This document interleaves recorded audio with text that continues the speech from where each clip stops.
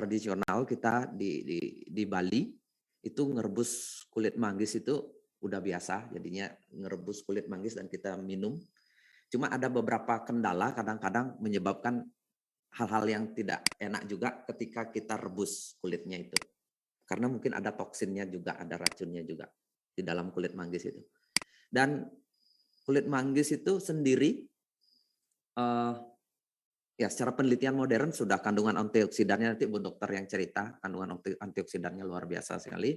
Tapi intinya satu-satunya buah itu yang tidak bisa busuk itu kulit manggis.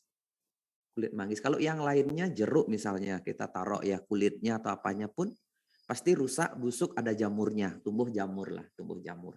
Kulit manggis enggak, didiamin dia akan mengering. Mengering. Itu berarti ada kandungan yang kuat sehingga bakteri tidak bisa hidup di situ, jamur nggak bisa hidup di situ, sehingga tidak membusuk, malah kan dia mengering. Seperti itu Pak Ibu ya, mengering.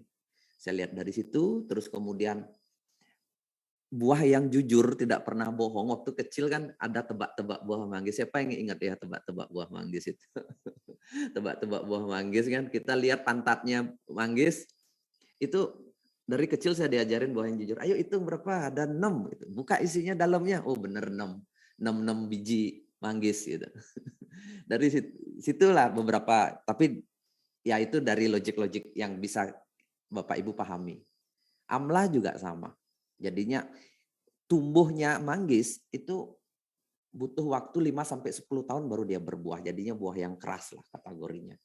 Amla juga sama, tumbuh hanya di hutan, jarang sekali orang budidaya. Dan ini yang membuat kita kesulitan produksi banyak dan selalu hampir habis terus. Waktu ini selama sebulan penuh habis terus, datang lagi habis terus. Dan sekarang tipis terus stok kita. Salah satunya adalah karena amla, kita kesulitan bahan baku amla.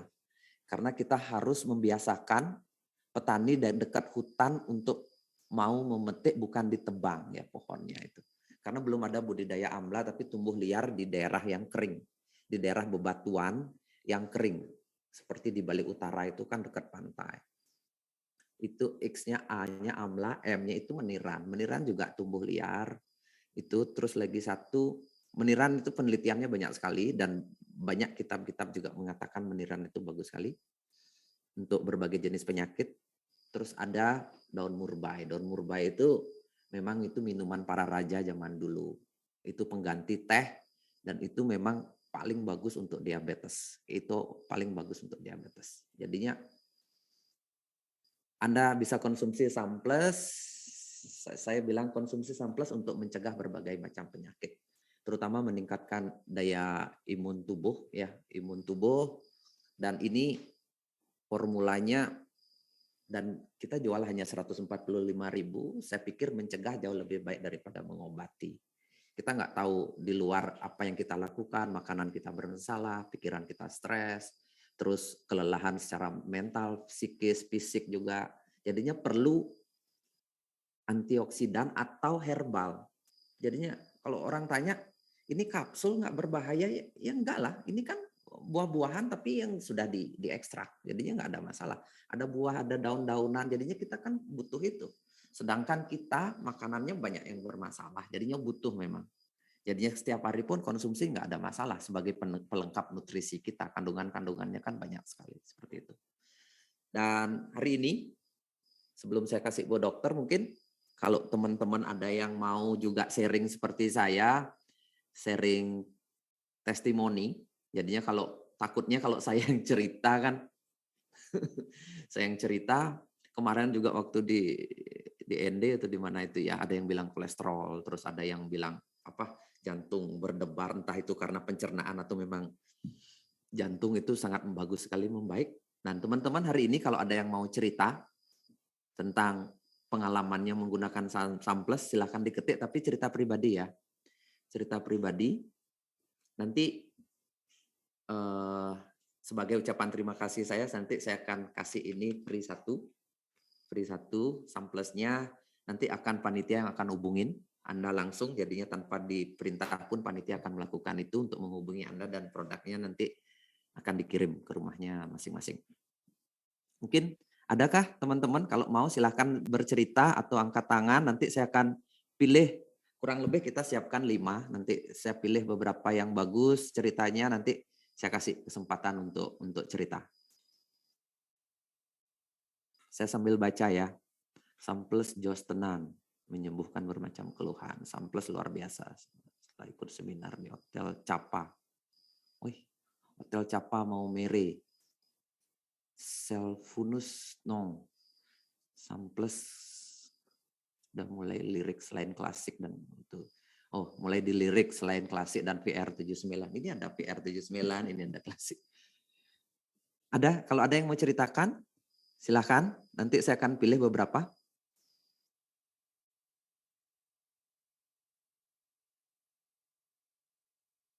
Siapa ini ya? Sebelumnya saya juga memberi keterangan mengenai masalah pencernaan dan bisa lancar BAB gara-gara samples habis 3 botol. Oke, siapa ini ya? Maaf ya kalau saya salah baca. Miftakul Iza.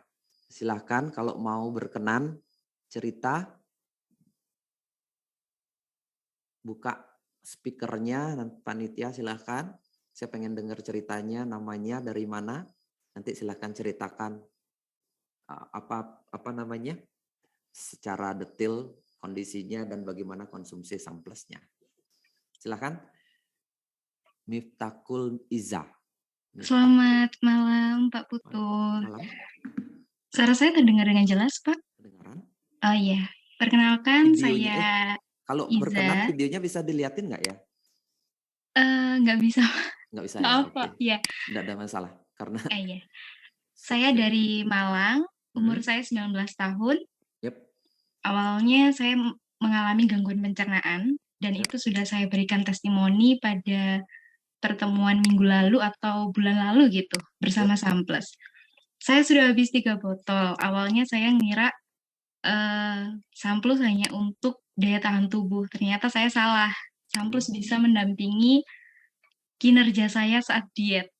Jadi saya Oh. turun 5 kilo dalam waktu 2 minggu ini karena dibantu sama Samplus. Jadi pencernaan saya lancar, saya diet tanpa rasa sakit, tanpa lemas, tanpa ngerasa pusing, dan lain-lain karena berkat Samplus. Di sisi lain juga, saya itu saya pernah mengalami dan bahkan pernah mencoba beberapa jenis kapsul pelancar BAB karena saya kan gangguan pencernaan ya Pak Putu. Untuk membantu proses diet saya. Dan itu Berarti benar-benar sebenarnya efek. sulit BAB. Iya, sulit BAB. Di sisi lain, saat saya diet itu, saya ngerasa nggak nyaman karena pusing, lemes, atau bahkan kayak mual gitu. Nah, tapi berkat Samples ini, saya ngerasa nggak ada efek sama sekali dan bahkan membantu saya lebih menjaga stamina. Jadi terima Jadinya, kasih banget buat Samples. Oke, yep. Cuma saya nggak nyambungnya itu diet, berarti kita diet cuma untuk menjaga daya tahan tubuh atau stamina dikonsumsilah Samples gitu kan? Samples, iya. Jadi Samples Samples untuk benar-benar, menjaga sehingga kita tidak masih tetap berenergi, gitu maksudnya kan? iya, benar masih berenergi. Dan tidak membuat kelelahan, terus BAB-nya Tidak tetap sama bisa sekali. lancar. Alhamdulillah tetap lancar. Oke. Jadinya bagus lah kalau bisa seperti itu. Cuma pesan saya, kalau diet tetap nutrisinya dijaga. Selain Samples juga bernutrisi kan. Jangan sampai kekurangan nutrisi. Takutnya Iya tambah Pak sakit. Putu. Tapi enggak kan? Terasa aman kan? Enggak, Enteng apa segala Alhamdulillah macam enggak ada aman masalah sampai kan? sekarang. Iya aman betul. Oke. Terima Jadinya, kasih. emang berat badannya berapa sih? Saya itu dari 75 ke 70.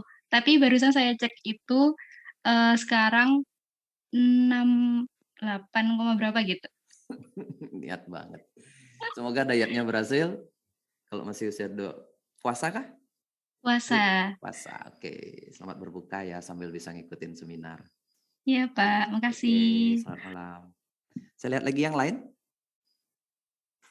Wow, ini sebenarnya pasien diabetes.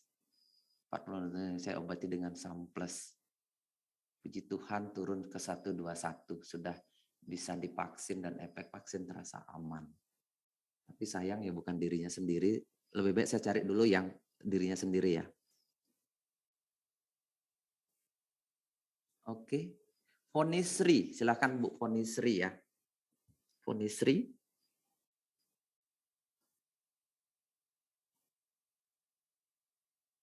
Bisa cerita Bu Foni?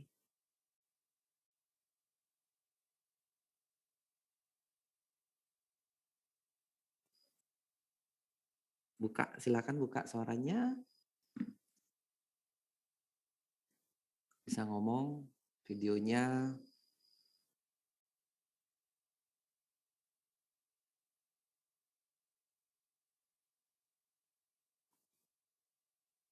Kenapa Samples bisa buat diare ya Pak Putu? Terus terang, saya berpikir kalau diare itu sembuh sendiri, itu prinsip saya. Saya nggak. Karena secara tradisional diare itu adalah proses tubuh beradaptasi dengan suatu kondisi, jadinya respon tubuh ketika makannya kotor. Gitu. Dia akan beres sendiri, itu pikiran saya sih. Jadinya cuma untuk meningkatkan respon tubuh saja saya minum Samples. Saya percaya bahwa secara tradisional kalau kita konsumsi ya, karena secara kandungan terus terang saya nggak paham banget. Itu kan dunia medis ya. Kandungan Samples itu apa, buah amla itu apa. Kan saya rujukannya adalah catatan-catatan tradisional. Jadinya di situ benar-benar dia akan membuat tubuh kita lebih cerdas, itu intinya. Tubuh kita lebih cerdas, dia tahu apa yang harus dilakukan, karena pada saat dia seperti diare seperti ini kan memang harus keluar sampai dengan, anggaplah ada bakterinya di situ. Kalau secara ini ada bakteri kan, atau kalau kotoran itu kan ada bakteri atau ada virusnya yang menyebabkan bakteri. Ini kan antibakteri, antivirusnya ada dari kulit manggisnya, itu saya konsumsi. Kalau dia hilang bakteri sama virusnya ya diarenya harusnya hilang gitu sih intinya. Silakan Bu Fonisri, ada. Kalau nggak udah dibuka, silakan. Selamat malam Pak Putu. Oh, yep. Bu, silakan. Nama, tinggal di mana? Selamat malam, saya Bu Sri dari Surabaya. Silakan saya ceritakan. Penderita agak keras sedikit suaranya Bu, biar didengar. Asam lambung sama jantung. Saya Bu Sri dari Surabaya Pak Putu. Yep. Saya punya masalah asam lambung sama jantung. Setelah saya konsumsi Sunplus, asam lambung saya sudah enakan, sudah nggak pernah merasakan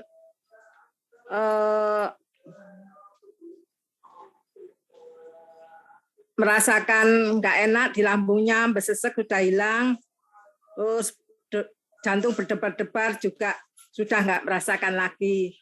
Begitu Pak Putu. Ibu mahnya itu sampai ketekan di dada Bu ya, sampai terasa. Iya Pak. Sampai gelisah. Merasa sakit. Gelisah kalau jam malam jarang bisa tidur Pak Putu. Oke. Terus konsumsi Samples perubahannya seperti apa Ibu rasain? Luar biasa Pak Putu. Saya sudah bisa tidur. Oke, sudah lebih enak saya. Ibu berdebar-debar jantungnya itu dari lama? Sudah lama Pak Putu saya tuh. Oke, ada perubahan kah? Wah, Seperti enak apa perubahannya Bu? Seberapa banyak enak. konsumsi Samplesnya? Sudah 3 bulan Pak Putu saya sudah Pak Putu. Sekarang masuk bulan keempat. Yap, berarti dari pertama ada Samples Ibu udah konsumsi, Ibu dapat dari siapa? Saya. Yep. Itu ikut apa itu? Reguler. Oke. Yap. Ibu sehat terus ya. Puji Tuhan Pak Putu. Mau tanya Pak Putu? Boleh, silakan. Kan sudah masuk 4 bulan. Yap. Waktunya berhenti, ada jedanya itu loh Pak Putu. Iya. Kalau Ibu udah rutin berhenti dulu sebentar, Bu. Tapi kapan hari itu saya bangun pagi kok kepala saya kok geliyeng terus Ibu waktu keringatan berhenti, banyak waktu ya Pak Putu ya. Waktu nggak konsumsi. Udah masih konsumsi atau enggak? Iya. Sekarang, ya ini tanya dulu Pak Putu.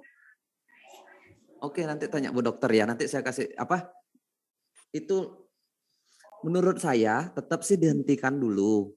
Tapi kalau terkait sama mah, iya Pak kalau Putu. itu terkait sama mah, kalau penyakit-penyakit kronis memang harus dihentikan. Tapi kalau terkait sama mah, karena kan makanan kita setiap hari, mungkin Ibu kurangin dosisnya saja. Biasanya 2, 1 dulu lagi. Turunin dulu jadi 1 biar nggak apa? Masih 3 kali 1 Pak Putu.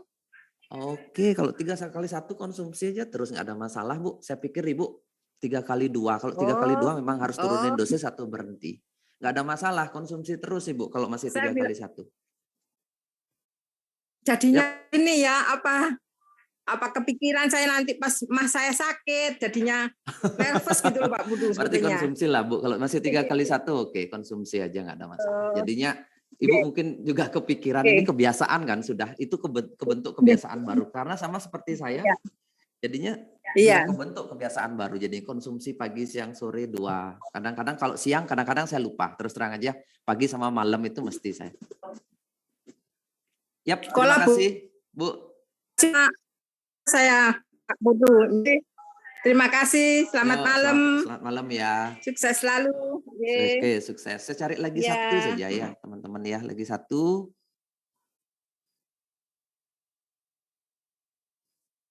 Oke, nanti ya. Kalau yang tanya nanti saya jawab ya. Bu dokter yang jawab.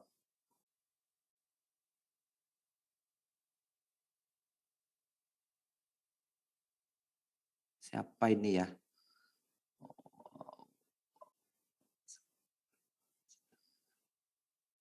Mana lagi ya, 2 minggu yang lalu saya merasakan tegang di leher berat sekali ke dokter periksa.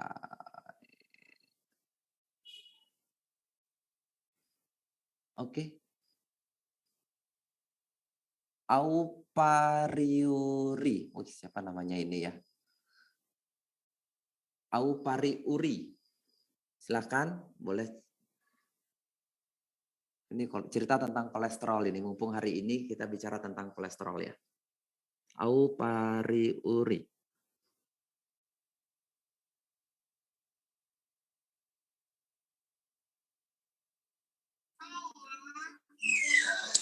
Namanya, tinggal di mana, terus ceritakan gimana sakitnya. Iya. Dari mana Ibu? Iya, selamat malam. Saya dari Sentani, Papua. Papua. Panggil namanya siapa sih? Gimana cara nyebutin namanya Ibu? Au. Iya. Panggilnya berarti kalau di sana Mama ya? Sentani. Bisa juga. Saya panggil Ibu aja ya. Nama panjangnya saya Agustina, cuman kami biasanya disebut nama pendek. Iya. Oke, dari Sentani. Saya pernah ke Sentani. Ngasih seminar juga kemarin. Tapi udah sebelum COVID, Ibu. Silahkan ceritakan gimana ceritanya dengan Samples, dengan sakitnya, dengan dokternya, ke dokter silahkan. Jadinya saya pengen dengar ceritanya. Iya. 3 minggu yang lalu kami karena ada duka berturut-turut, mungkin karena saya kecapean, terus pola makan yang karena makan mujair terus ya mungkin kemungkinan. Yep. Terus tidak istirahat baik, saya merasakan tegang dari belakang sampai ke kepala. Memang sudah beberapa kali kalau merasakan hal yang sama itu kalau ke dokter terus periksa darah, hasilnya pasti trigliserida saya tinggi, kolesterol jahat saya pasti naik. Tapi 2 minggu yang lalu itu saya tidak sangka bahwa nanti naiknya setinggi yang ada. Pikirannya saya, pasti mungkin 200-an. Tapi ternyata karena saya berpikir kecapean saja, jadi tidak saya obati. Akhirnya saya putuskan ke dokter, terus periksa darah, ternyata kolesterol jahatnya saya itu naiknya 307. Dan itu menurut tertinggi. Ada obat yang dikasih sama dokter, tapi saya berpikir, kenapa harus minum obat dokter? Selama ini ada beberapa obat yang saya minum, tapi coba saya tidak usah minum obat dokter. Saya hanya balur minyak paras, minum air hangat. Terus saya konsumsi Samples itu 2 kali hanya pagi dengan malam. Karena siang aktivitas terkadang saya lupa minum. Yep. Jadi saya hanya minum 2 pagi, 2 malam. 2 malam. 3 hari saya konsumsi, kepala saya mulai agak ringan. Saya istirahat tidak 3 hari, Saya coba konsumsi, coba tenangkan pikiran, tidak bekerja. Puji Tuhan mulai membaik. Memang saya sudah konsumsi Samples sudah ada 2 bulan kalau saya tidak salah. Yang saya beli hanya untuk keluarga, kami minum, semua kami minum. Yap. Tapi saya yang 2, saya 2. Kalau rasa sakit Kalau saya rasa 2, sakit. kalau anak-anak 1. Yap. Iya, kalau saya rasa sakit tuh. Dan puji Tuhan saya seperti yang kelihatan saya sudah Ibu sempat cek agak lagi enakan. kolesterolnya berapa? Iya. Sempat ngecek lagi nggak? 300 Setelah belum ngecek, konsumsi Pak. Nanti belum sempat. Belum, Pak. Oke, nanti bila perlu Agak Ibu enakan, konsumsi rutin agak dulu, enakan. coba cek kolesterolnya. Iya. Jadi kalau Ibu ada cerita lanjutannya nanti bisa beritahu kami lagi, itu menarik sekali kalau bisa turun kolesterolnya ya. Iya. Oke, terima kasih. Terima kasih. Salam dari Bali buat Sentani. Iya, Di situ sudah malam ya, jam 9:30. Iya. Oke, Iya, terima kasih sudah 9:30, Ibu Au. jam 10. Oke ya. Iya.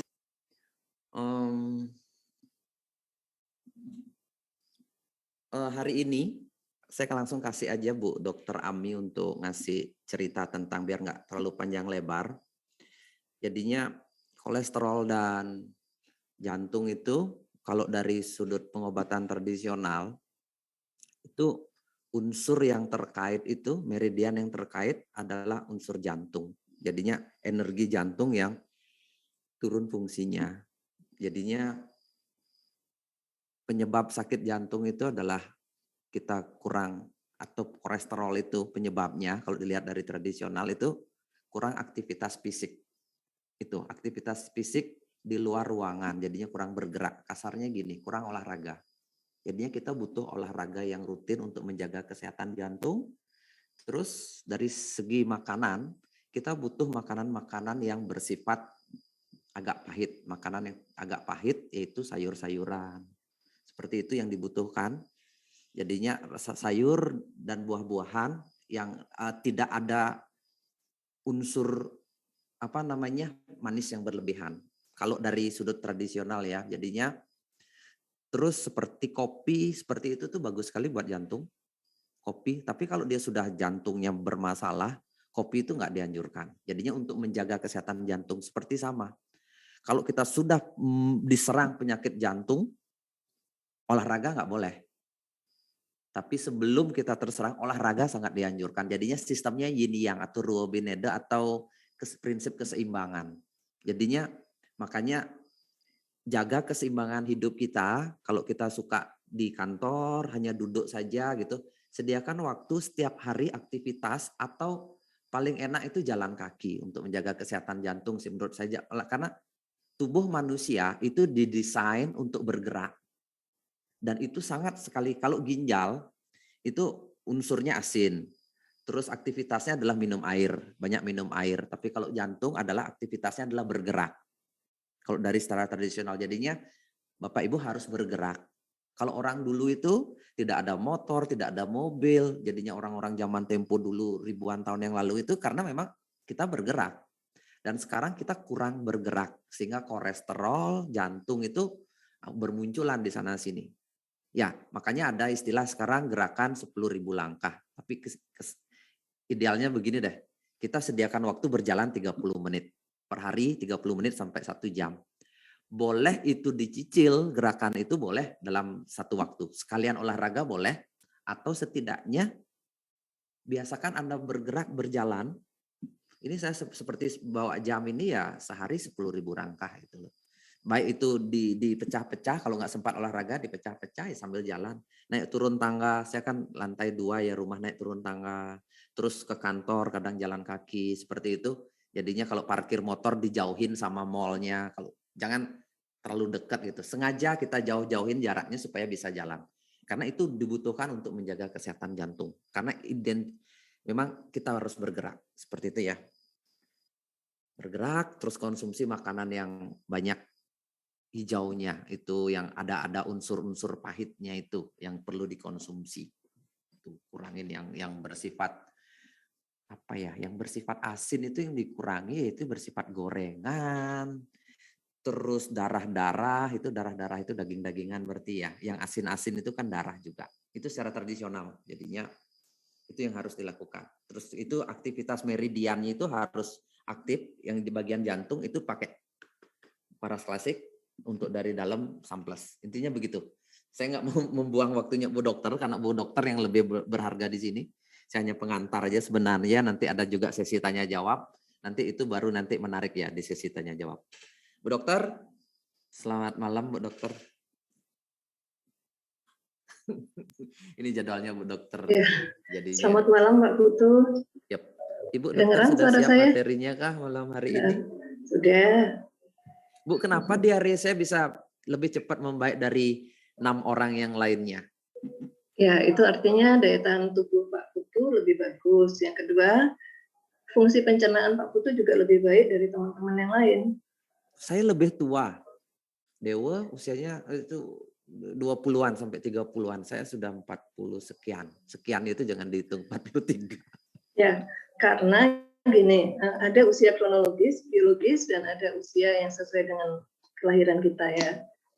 Nah, Pak Putu mungkin perkiraan saya sih usia biologisnya lebih tinggi daripada usia kelahirannya. Jadi misalnya Pak Putu sekarang usianya 40 nih.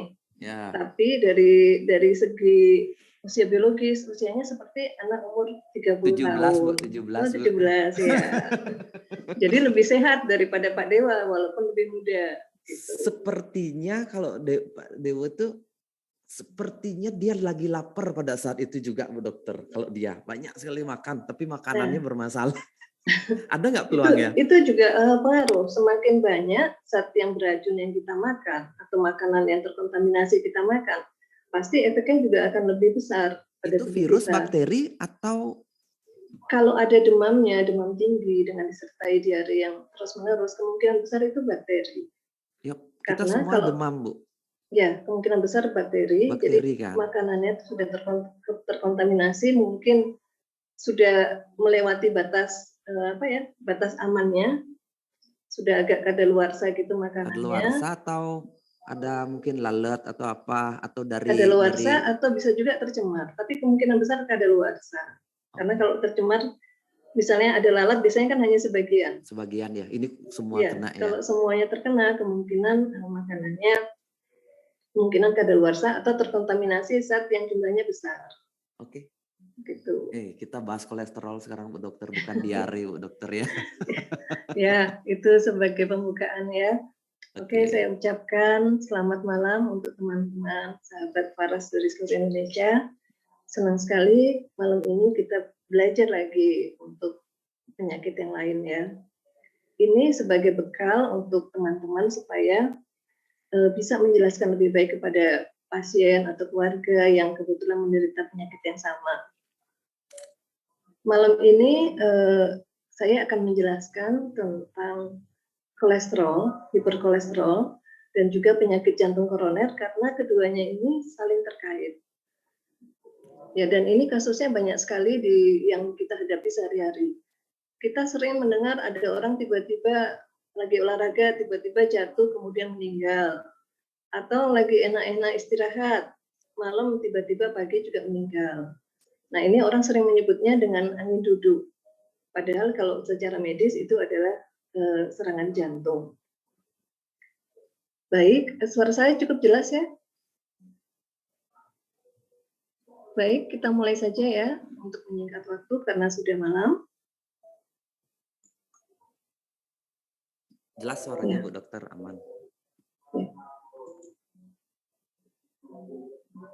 Saya minta hostnya untuk buka. Oke. Saya minta tolong untuk hostnya dipindahkan ke saya ya. Untuk slide-nya. Sudah Bu Dokter katanya. Oke.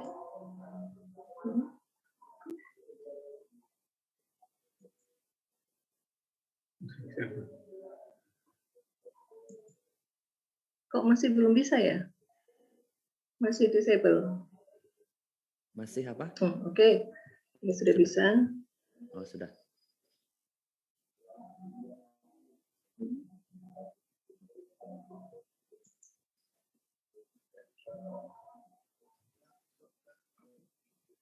Ulang gimana? Coba ulang katanya Bu Dokter. Coba share screen lagi coba. Coba ini.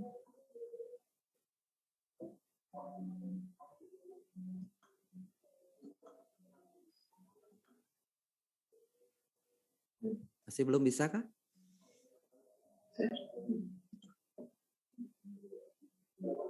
Nah, ini bisa.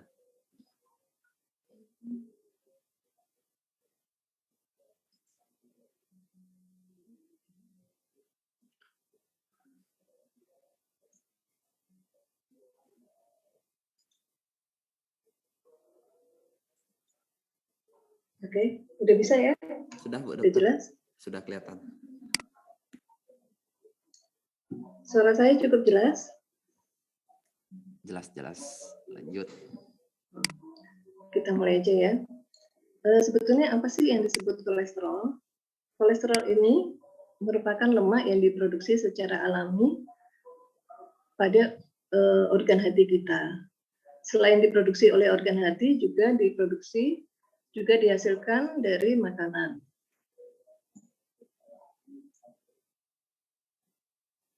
Sebentar.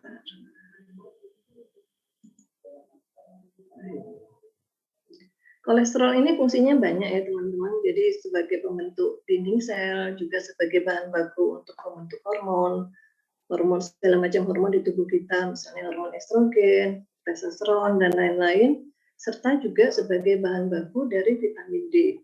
Jadi kita tetap membutuhkan kolesterol ya. Jadi bukan berarti kita tidak memakan kolesterol sama sekali, tetapi kita tetap memakan makanan yang mengandung kolesterol, tetapi jumlahnya kita batasi sesuai kebutuhan, jangan sampai berlebihan. Baik, kolesterol ini di dalam darah diikat oleh protein, jadi tidak berdiri sendiri, membentuk suatu lipoprotein. Lipo itu artinya lemak, protein itu ya protein, jadi gabungan keduanya kita sebut dengan lipoprotein. Ada dua macam lipoprotein atau dua macam kolesterol, yaitu yang pertama adalah HDL, high density lipoprotein, ini yang biasa kita sebut dengan kolesterol baik. Kenapa disebut baik? Karena fungsinya mengurangi pengendapan lemak di dalam pembuluh darah. Kemudian ada juga yang disebut dengan LDL atau low density lipoprotein yang dikenal dengan sebutan kolesterol jahat. Karena ini fungsinya berlawanan dengan HDL. Kalau yang ini fungsinya adalah menyebabkan penimbunan lemak di dalam pembuluh darah. Jadi yang baik adalah kalau kadar HDL kita lebih tinggi, kolesterol baik kita tinggi, sedangkan kolesterol jahat kita jumlahnya lebih rendah. Ada satu lagi yang harus kita perhatikan, yaitu lemak. Tetapi ini sebetulnya tidak termasuk kolesterol. Ini adalah lemak yang berdiri sendiri, tidak dilapisi oleh protein, yaitu trigliserida. Ini yang tadi Bu Au bilang ya, kadar trigliserida di tubuhnya tinggi. Ini adalah jenis lemak. Tetapi ini juga perlu kita perhatikan. Kenapa? Karena ini juga berpengaruh terhadap penyumbatan pada pembuluh darah. Jadi dua hal ini, kolesterol jahat dan trigliserida ini adalah sangat berpengaruh terhadap penyumbatan pembuluh darah. Nilai normal pada kolesterol yang baik adalah yang berwarna hijau ini. Sama seperti lampu merah ya, lampu lalu lintas, ada hijau, kuning, dan merah. Hijau itu kita boleh jalan, ini artinya tandanya baik. Kalau kolesterolnya total jumlahnya kurang dari 200, tetapi kita harus hati-hati kalau jumlahnya sudah mulai lebih dari 200. Bahkan kalau lebih dari 240. Sedangkan kalau LDL, ini batas yang baik adalah kalau di bawah 130. Dan pada penderita diabetes jumlahnya sebaiknya di bawah 100. Kenapa? Karena ada gula darah. Jadi ini juga harus kita perhitungkan. Lalu kolesterol yang baik, HDL, ini sebaiknya jumlahnya lebih dari 60. Semakin tinggi semakin baik. Sedangkan trigliserida sebaiknya jumlahnya kurang dari 150. Sampai sini teman-teman mengerti ya. Jadi Yang hijau adalah batas yang baik, yang kuning ini kita sudah harus mulai hati-hati, sedangkan yang kanan ini adalah sudah kita harus mulai waspada. Penyebabnya apa, Bu Dokter? LDL kita tinggi atau HDL-nya? Nanti ada. Penyebab HDL yang tinggi kalau kita makan dari lemak tidak jenuh, misalnya kacang-kacangan, itu bisa membuat HDL kita itu jadi bertambah, kolesterol baik kita bertambah. Tetapi kalau kita makan lemak jenuh, contohnya adalah lemak yang berasal dari daging, kemudian goreng-gorengan, atau lemak trans, itu akan menyebabkan kolesterol jahat kita yang bertambah. Demikian pula dengan trigliserida kita. Berarti saya setiap malam, Bu Dokter, jadinya ada yang ngerebusin saya kacang, brokoli, 2 jenis 3 jenis kacang, ada brokolinya, ada wortelnya, itu tiap malam. Berarti itu bagus meningkatkan HDL, Bu Dokter ya, dan lemak saya tetap terjaga. Meningkatkan HDL, dan juga brokoli itu kan seratnya tinggi, itu mengurangi penyerapan lemak di usus kita. Itu dan camilan itu juga saya sebagai ketika sumber dari begadang. probiotik. Karena saya nggak tahu, jadinya gini Bu Dokter, saya nggak tahu siang makan apa gitu, nggak jelas, pokoknya kan kadang-kadang traktir orang apa, tapi selalu saya maintain malam hari itu sudah ada di dapur 1 mangkok pokoknya, kacang rebus, brokoli rebus, wortel rebus, kacangnya 2 jenis atau 3 jenis, itu pokoknya penutup malam saya sama Samples, sampai pakai begadang. Nah itu bagus sekali Pak, betul. Karena itu adalah salah satu sumber dari HDL, kolesterol baik. Berarti kalau saya cek ini, sehat dong saya Bu Dokter ya pastinya ya? Iya. Lanjut silakan. Kemungkinan besar ya. Baik, kita lanjutkan ya. Nah, kalau kadar kolesterol kita lebih dari 200 mg per desiliter, kan tadi warna hijau itu kan sebaiknya di bawah dari 200 ya. Tetapi kalau ambangnya melebihi dari 200, ini kita sebut dengan hiperkolesterolemia. Kita pelan-pelan belajar bahasa medis ya, supaya teman-teman juga terbiasa. Jadi tidak asing jika mendengar kata-kata seperti itu. Ini bahasa medis yang gampang kok dan umum.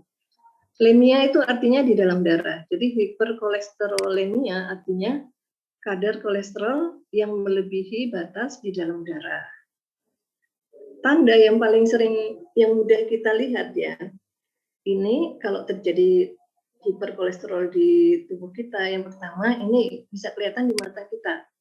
Jika teman-teman melihat ada tanda kuning di mata, kemungkinan bertemu seseorang atau kemungkinan di diri kita sendiri, ini kemungkinan di adalah mata atau di matanya?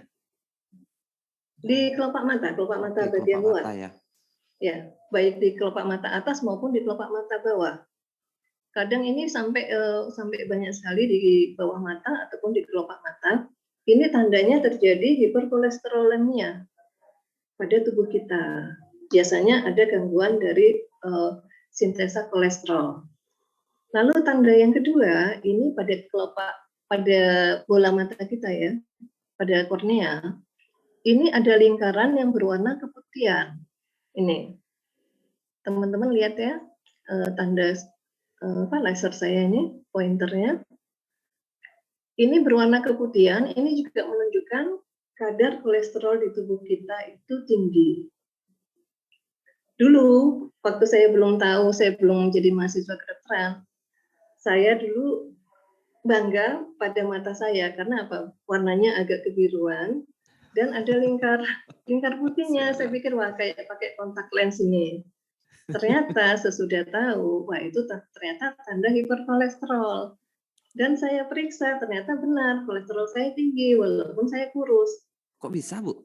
Bisa, ternyata saya itu suka makan goreng-gorengan hampir setiap hari, suka makan bakso, sayur kurang. Akibatnya apa? Kadar kolesterol darah di tubuh saya itu tinggi tanpa saya sadari.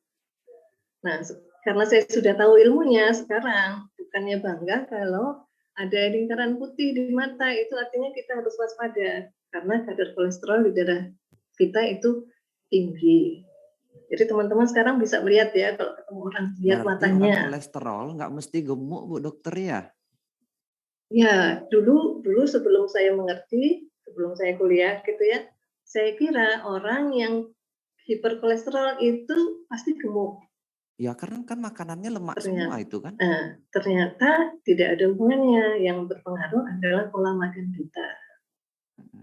Itu kalau gemuk tetapi pola makannya baik, yang tidak terjadi hiperkolesterol. Oke. Ya.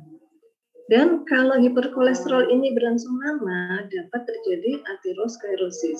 Apa itu aterosklerosis? Aterosklerosis adalah penyempitan dan pengerasan pada pembuluh darah akibat penumpukan kolesterol, lemak, ataupun endapan yang lain. Contohnya kalau pada penderita diabetes, bisa dari endapan gula, ataupun endapan kalsium, ataupun yang lain-lainnya. Nah, menurut penelitian dari Profesor Yuki Niwa dari Jepang, beliau itu menyelidiki lebih dari 20 tahun, bahwa ternyata salah satu yang menyebabkan terjadinya penyempitan dan kerusakan pada dinding pembuluh darah adalah lemak, kumpulan lemak yang berubah menjadi lemak peroksidase. Ini menyebabkan pembuluh darah menjadi apa? Menjadi kaku dan keras serta menyempit. Ini. Jadi kenapa kita perlu mengurangi radikal bebas? Juga minum antioksidan adalah ini sebagai menangkal untuk mencegah aterosklerosis. Nah, kalau kita lihat dari gambar ini ya, mula-mula pembuluh darah kita ini bulat bentuknya. Lumennya besar, lubangnya besar.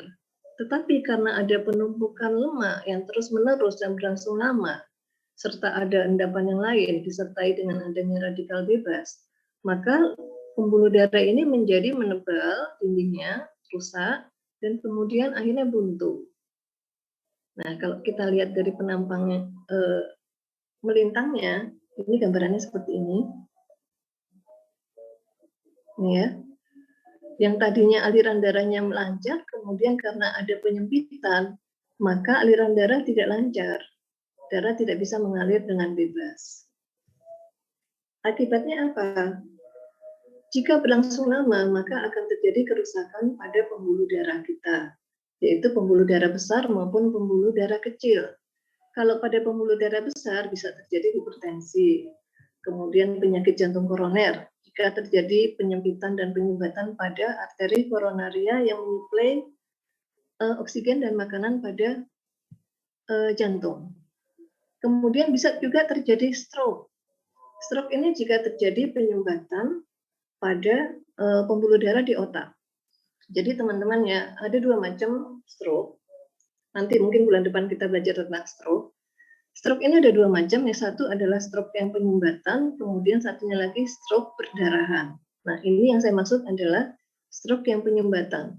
Penyumbatan oleh karena lemak, tumpukan lemak, kolesterol, maka pembuluh darah menyempit, akhirnya otak tidak mendapat suplai dan oksigen yang cukup. Kemudian kalau terjadi kerusakan pada pembuluh darah yang kecil, baik itu pada mata, itu akan terjadi yang namanya retinopati, yaitu gangguan penglihatan pada mata karena suplai oksigen dan makanan berkurang. Kemudian kalau pada saraf, misalnya pada saraf di kaki, ini gambarnya ini ya, pada saraf di kaki, jika terjadi kekurangan suplai oksigen dan kemudian suplai makanan juga berkurang, maka terjadi kesemutan dan jika berat bisa terjadi mati rasa. Kalau terjadi gangguan suplai pada organ pankreas, maka akan terjadi diabetes mellitus. Pada organ kelamin bisa terjadi disfungsi ereksi atau dan jika berat terjadi impotensi. Kalau pada organ lain, maka akan terjadi kerusakan organ. Jadi sampai sini jelas ya teman-teman, bahaya dari hiperkolesterol. Sekarang kita khusus membahas tentang penyakit jantung koroner, yaitu penyakit yang paling sering terjadi dan juga paling mematikan. Apa sih penyakit jantung koroner itu? Penyakit jantung koroner adalah penyakit jantung akibat penyempitan atau penyumbatan arteri koroner yang berfungsi membawa oksigen dan nutrisi ke otot jantung. Jadi kalau kita melihat bentuk jantung ini, Jantung ini mempunyai dua arteri yang besar, yaitu arteri koronaria sebelah kanan yang memberi makanan pada bagian jantung sebelah kanan. Kemudian arteri jantung koronaria yang sebelah kiri yang memberi makanan pada bagian jantung sebelah kiri. Tergantung bagian mana yang tersumbat, maka daerah itulah yang terganggu. Misalnya ini seperti gambar ini, yang terganggu adalah pada arteri koronaria yang sebelah kiri. Maka suplai oksigen dan makanan pada arteri ini berkurang karena penyumbatan. Otomatis otot-otot di sebelah kiri jantung ini juga akan terdapat gangguan, bahkan jika berat bisa mati. Ada 3 otot yang kalau rusak itu tidak bisa disembuhkan ya, ada 3 bagian tubuh. Yang pertama ini otot jantung, kalau sudah rusak itu tidak bisa sembuh kembali. Kemudian otak, kalau rusak juga sulit kembali, dan saraf. Jadi kalau pada gangguan jantung terjadi kematian di sini, ini akan sulit kembali. Ini penyakit jantung koroner merupakan penyebab kematian nomor 1 di dunia dan juga di Indonesia. Jadi kita harus waspada karena ini adalah penyebab kematian yang sangat besar. Bagaimana gejalanya? Sering orang ini mengeluh, membiarkan gejala jantung awal karena dianggap cuma masuk angin atau gejala sakit mah. Kenapa? Karena ini juga gejalanya mirip dengan orang sakit mah. Kenapa mirip? Karena persarafannya sama-sama dipersarafi oleh nervus ke-10, oleh saraf ke-10. Jadi gejalanya itu mirip. Saya sebutkan dulu ya gejala penyakit jantung koroner supaya teman-teman juga bisa waspada, kemudian bisa juga memberi nasihat pada pasien yang lain jika mempunyai gejala-gejala seperti ini. Yang pertama, jantung berdebar-debar atau bahasa medisnya palpitasi, dada seperti diremas-remas, mual dan muntah, sesak nafas yang disertai keringat dingin, kemudian rasa lemas, bahkan bisa pingsan. Mudah lelah, nafas pendek, dan ngos-ngosan jika berjalan sebentar saja. Jadi misalnya, biasanya kita jalan 50 meter nggak apa-apa, tapi terus tiba-tiba kok sekarang kalau jalan 50 meter rasanya ngos-ngosan ya. Atau kita naik tangga, biasanya 1 lantai, nggak apa-apa. Tapi ternyata ini baru setengah lantai aja, kita sudah ngos-ngosan. Nah, kita juga harus memperhatikan jangan-jangan ini adalah salah satu gejala penyakit jantung koroner.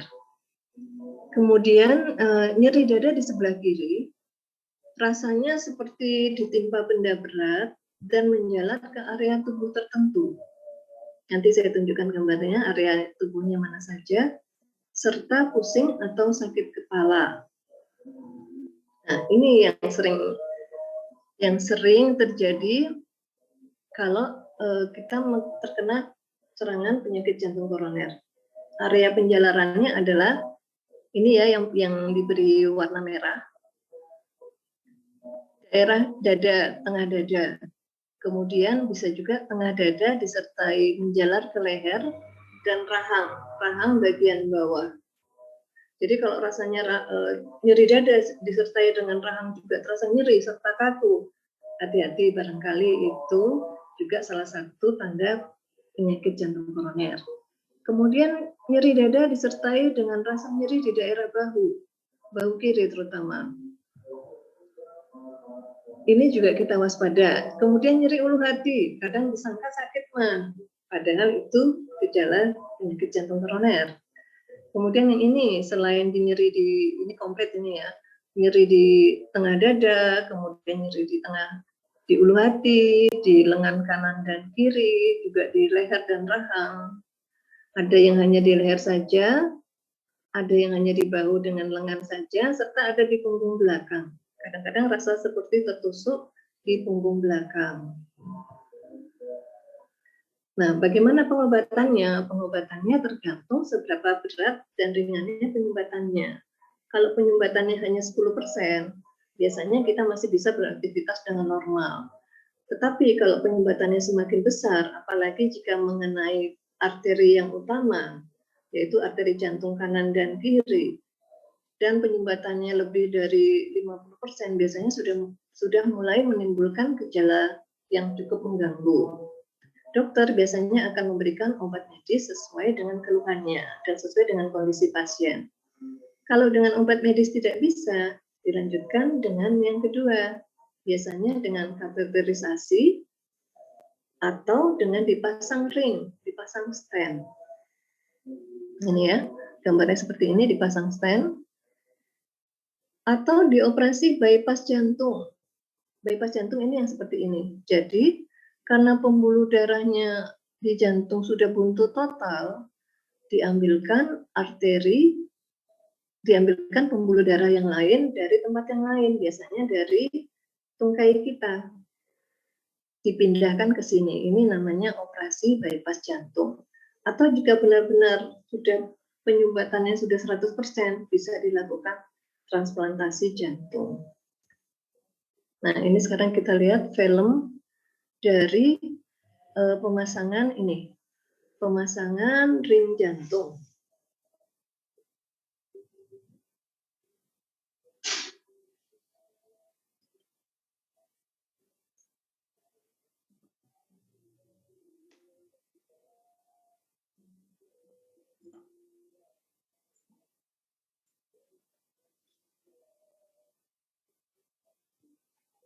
Nah, jika ada penyumbatan di pembuluh darah jantung, ini menyebabkan aliran darah tidak lancar. Akibatnya apa? Darah yang mengalir di situ juga kurang lancar.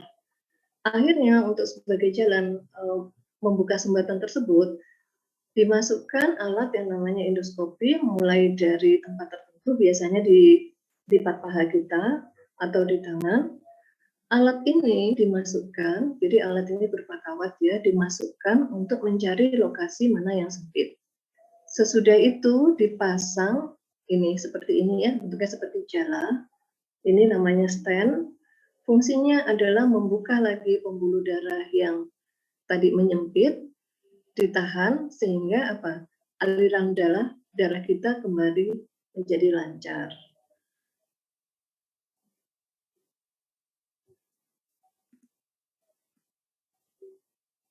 Ya. Tapi kan itu hanya mengatasi problem sesaat, Bu Dokter, ketika ada peluang lagi kan muncul hal seperti itu secara terus-menerus kan Bu Dokter, ketika gaya hidup dan sebagainya itu kan? Betul.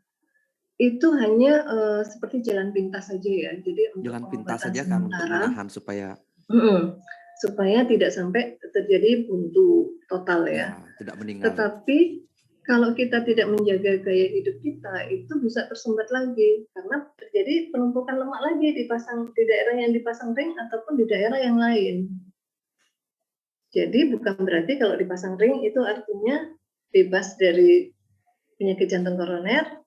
Tidak, itu hanya pertolongan sementara saja. Yang paling penting adalah kita merubah gaya hidup kita. Apa saja?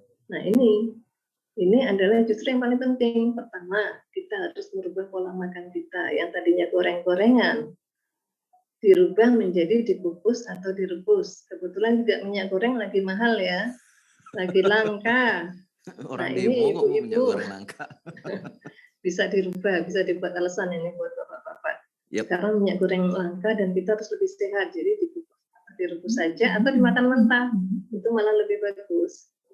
Kita bisa memilih makanan yang tinggi serat. Kenapa? Karena makanan yang tinggi serat itu bisa menyerap lemak di usus kita, sehingga lemak yang masuk ke tubuh kita tidak terlalu banyak.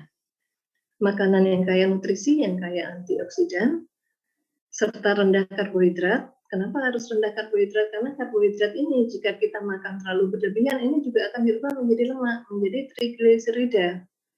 Makanya orang-orang sering bilang, saya nggak makan lemak kok dok, saya nggak makan goreng-gorengan. Iya, tapi ibu makan nasi nggak? Iya, saya makan nasinya banyak nggak? Banyak, 2 piring. Nah itu sama aja. Itu nanti akan dirubah menjadi trigliserida, yang artinya itu juga lemak.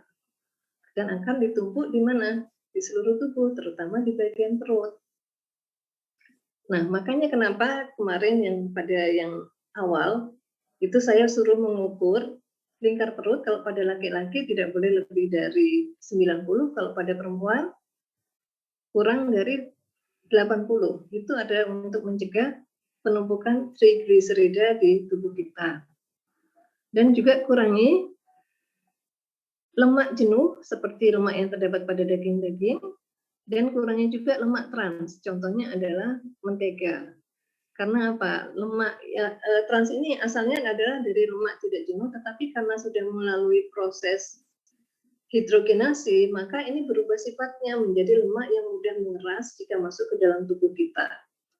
Jadi sering juga saya dapat dari pasien kena penyakit jantung koroner, dia jarang memakan lemak jenuh, tetapi suka makan kue-kue. Nah, kue-kue kan terbuat dari apa? Dari mentega ya. Salah satu komponennya adalah mentega. Nah, itu ada juga sumber lemak trans yang ini kalau di tubuh kita bisa menyebabkan pembuluh darah kita menjadi kaku. Kemudian pola pikir, positive thinking, komunikasi yang positif, komunitas yang positif, kemudian baca buku motivasi, ibadah, meditasi, ataupun tertawa minimal 15 menit sehari. Ini bisa meningkatkan hormon endorfin di tubuh kita, di mana ini adalah fungsinya untuk menyehatkan tubuh kita. Pola gerak seperti yang disebutkan Pak Putu tadi, olahraga rutin minimal 30 menit. Kenapa harus minimal 30 menit? Karena kalau kurang dari itu, lemak kita tidak terbakar. Dan usahakan rutin 5 kali seminggu.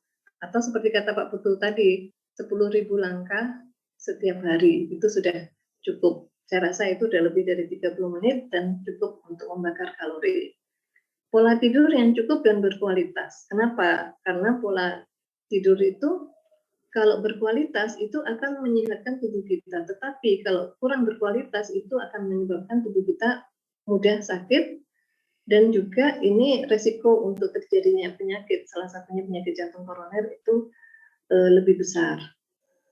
Serta hindari penyebab radikal bebas. Seperti yang saya sebutkan tadi, salah satu penyebab terjadinya aterosklerosis adalah banyaknya radikal bebas yang ada di tubuh kita. Contohnya adalah merokok, kemudian minum alkohol. Merokok ini bisa menyebabkan pengerasan pembuluh darah ya. Alkohol ini bisa menyebabkan gangguan liver, juga bisa menyebabkan kerusakan dari pembuluh darah.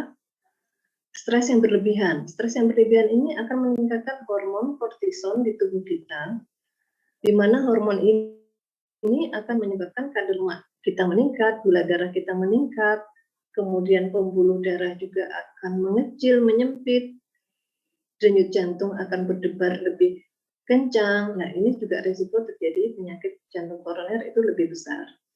Serta paparan radiasi elektromagnetik, contohnya adalah penggunaan HP yang tanpa kita sadari itu juga adalah sumber radikal bebas. Serta banyak lagi penyebab yang lain, contohnya seperti makanan yang banyak pengawet, kemudian pewarna buatan, perasa buatan itu adalah juga sumber radikal bebas.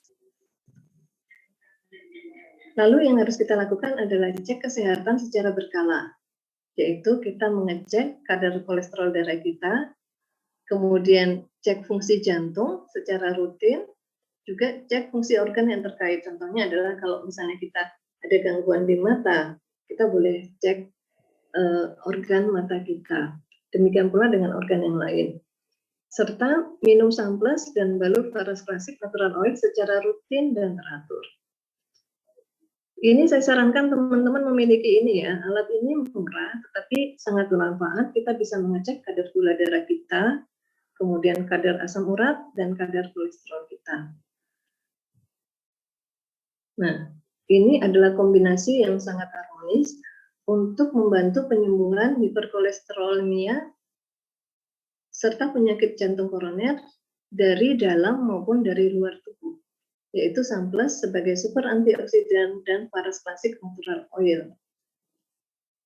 Samples ini terdiri dari 4 tanaman herbal multikhasiat, yaitu yang pertama adalah kulit manggis, di mana di dalamnya terdapat santon, yaitu antioksidan yang sangat kuat, bahkan 100 kali lebih kuat daripada apel. Kemudian amla, menirang, serta buah murbe. Apa saja yang bisa kita dapatkan di Samples untuk sebagai anti hiperkolesterolemia dan penyakit jantung koroner, yaitu tentu saja yang pertama adalah kandungan antioksidannya yang sangat tinggi sehingga disebut super antioksidan dari 4 komponen tadi. Kemudian juga sebagai anti peradangan atau anti inflamasi, di mana salah satu penyebab dari penyakit jantung koroner adalah peradangan yang kronis di pembuluh darah itu. Luka yang kronis di pembuluh darah itu, sehingga pembuluh darahnya itu menjadi keras dan kaku. Juga untuk mengurangi nyeri, Samples ini bisa mengurangi nyeri. Jadi pada saat kita mendapat serangan, ini bisa mengurangi nyeri karena penyakit jantung koroner maupun penyakit yang lain. Meningkatkan daya tahan tubuh karena juga bersifat sebagai imunostimulator.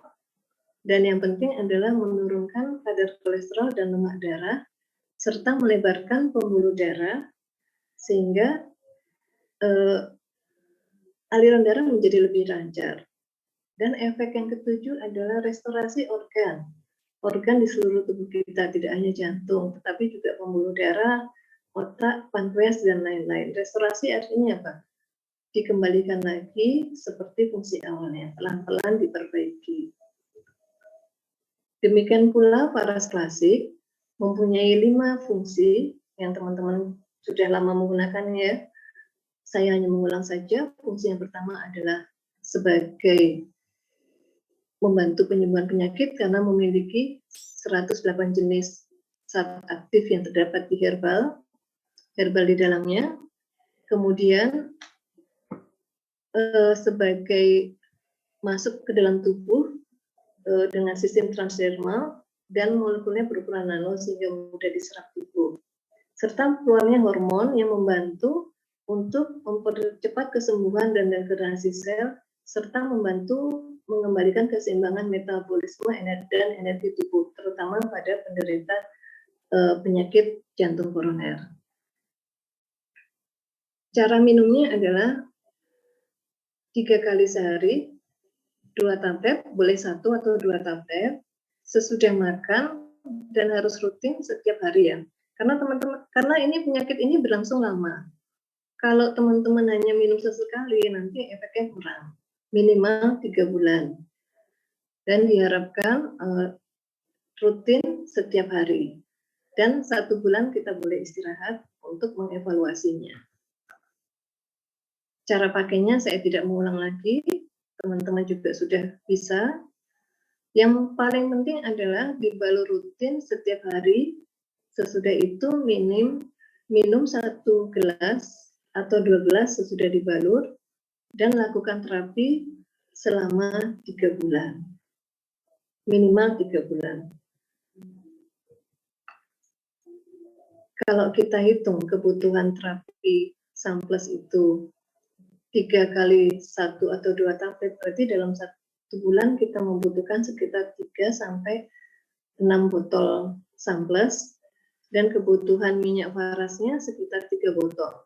Kalau butuh untuk 3 bulan, teman-teman tinggal mengalihkan saja kebutuhannya masing-masing. Baik, kita seringkali berinvestasi untuk melindungi diri kita maupun keluarga kita serta orang-orang yang kita cintai untuk masa depan kita berupa investasi rumah, tanah, logam mulia, ataupun yang lainnya.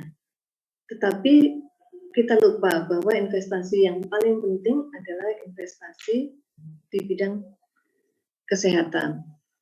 Dan Samples dan paras klasik natural oil adalah investasi terbaik untuk menjaga kesehatan kita, karena tanpa kesehatan segalanya menjadi tidak berarti apa-apa.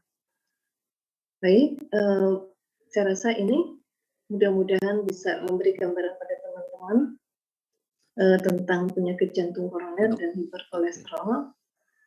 Barangkali saya tanya, boleh saya langsung tanya. Jika ada yang mau ditanyakan. Usia berapa sih mulai berisiko penyakit jantung, Bu Dokter? Maaf Pak Putu, suaranya kok nggak kedengeran?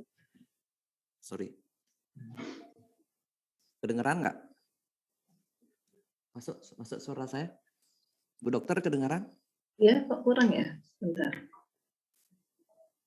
Volumenya coba. Saya jelas. Suara Jelas. saya jelas nggak teman-teman? Jelas, Bapak.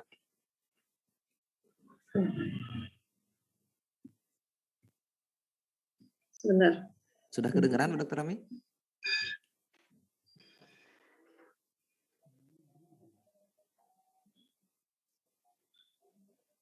Matikan aja ya.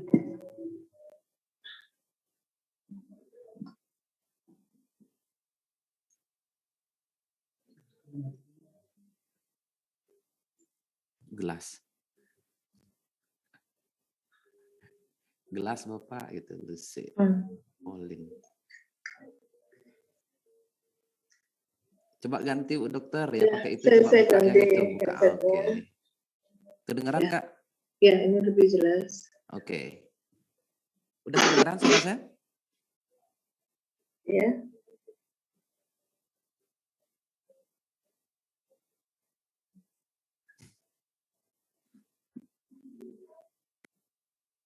Udah Bu Dokter?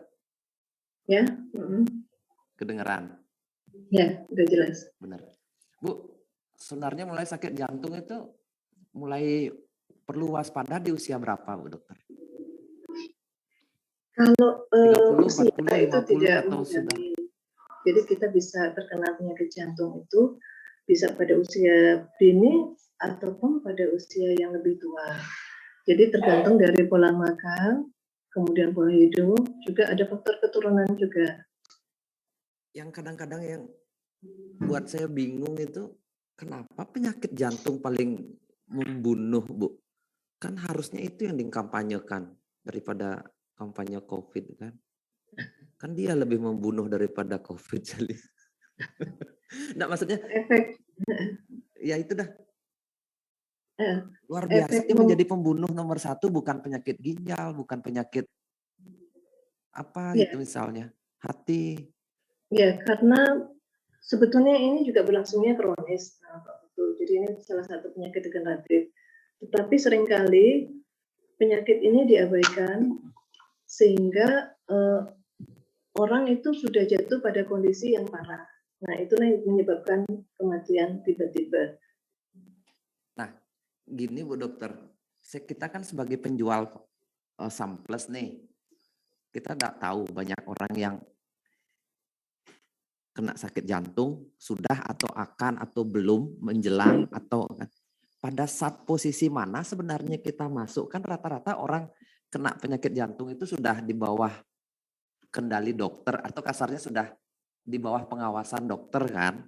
Nah, itu untuk masuknya itu kalau kita ketemu orang diabetes jauh lebih gampang. Kalau hanya ketemu untuk daya tahan tubuh misalnya untuk penyakit antivirus kayak COVID ini kan daya tahan tubuh Samples mudah lah saya berpikir untuk menjual pengalaman saya. Tapi ketika orang sudah kena sakit jantung itu obatnya udah macam-macam dari dokter. Samples ini kan herbal dan selalu agak pada saat posisi mana sih lebih baik kita masuk ke orang yang kalau dia belum sakit jantung berarti nggak butuh, atau dia kan belum tahu akan besok sakit jantung, atau dia sudah sakit jantung setelah diterapi oleh dokter seberapa lama kita bisa masuk Samples paling amannya dari kita dan lebih mudah untuk menjualnya gitu loh dokter dari kitanya. Samples ini bisa digunakan mulai dari awal sebelum kita sakit, kemudian pada saat kita sakit maupun kita sesudah sakit. Nah, pada awal tentu lebih baik kita karena kita fungsinya sebagai pencegahan. Bagaimana kita tahu? Nah, kita check up rutin. Contohnya adalah dengan kita memeriksa kadar lemak darah kita. Dari situ kita bisa memperkirakan kalau kadar lemak kita normal, agak tinggi atau sangat tinggi seperti tabel tadi, kita bisa memperkirakan bahwa kira-kira beberapa tahun ke depan kita akan menderita penyakit jantung. Oke. Berarti indikator awalnya itu kolesterol. Bisa kita pakai kolesterol itu kan berarti? Kalau untuk indikator utama yang paling mudah adalah kolesterol. Ya, untuk orang awam seperti kita untuk kan. Orang awam ya, dengan kita periksa tes dengan alat yang kita beli sendiri itu ya. Kemudian kalau kita ingin tahu lebih tensi jelas, juga berarti bisa Bu Dokter? Bisa, tensi juga. Tensi adalah salah satu indikator awal untuk terjadinya hiperkolesterol. Nah, Kalau itu kan untuk orang yang belum kan. Nah saya tanya sekarang, ketika orang sudah, gimana menjelaskan Samples ini aman bagus dan aman bagi penderita jantung, padahal dia sudah minum obat dokter. Kan dokter selalu, adalah beberapa dokter yang tidak menganjurkan ada produk lain masuk, pokoknya ini dikonsumsi ya. Dari sudut pandangnya Bu Dokter, gimana caranya menjelaskan bahwa Samples ini juga membantu untuk jangka panjang dan tidak ada benturan dengan obat dokter, Bu Dokter? Ya, jadi untuk teman-teman yang menjual di luar ya, ini kita perlu memberi edukasi kepada pasien bahwa obat dokter itu sifatnya adalah sebagai pertolongan pertama pada penderita penyakit jantung. Dan ini tidak menjadi masalah kalau dengan disertai dengan Samples, karena Samples ini sebagai pendamping dari obat dokter. Jika keluhannya sudah mulai berkurang, maka obat jantung ini pelan-pelan bisa dilepas, tentu dengan berkonsultasi dulu kepada dokter jantungnya dan pelan-pelan diganti dengan Samples.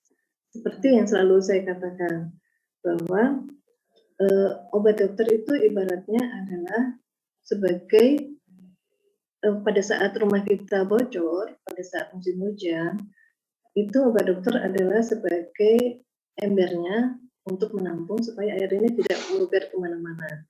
Tetapi pada saat musim hujan itu sudah selesai, kita harus mencari sumber bocornya itu di mana dan kita atasi kebocorannya tersebut. Nah, ini adalah sama seperti Samples.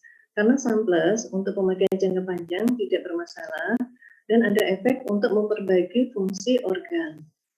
Tetapi obat dokter pada pemakaian jangka panjang itu ada efek yang kita takutkan bisa mempengaruhi organ-organ yang lain. Oke, saya bacain sekarang pertanyaan-pertanyaan ini Bu Dokter ya, lumayan banyak sih saya lihat.